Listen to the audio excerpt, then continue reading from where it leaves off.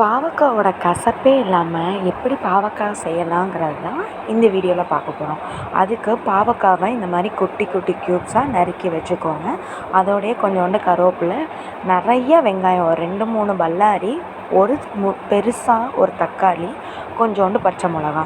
இதில் பார்த்திங்கன்னா சுத்தமாகவே அந்த பாவக்காவோட கசப்பே உங்களுக்கு இருக்காது. கண்டிப்பாக ட்ரை பண்ணி பாருங்கள். புளியோ இல்லை தயிர்லையோ எதுலேயுமே க்ளீன் பண்ண வேணாம். பாவக்காவை க்ளீன் பண்ணிவிட்டு அதுக்கப்புறம் அரிங்க.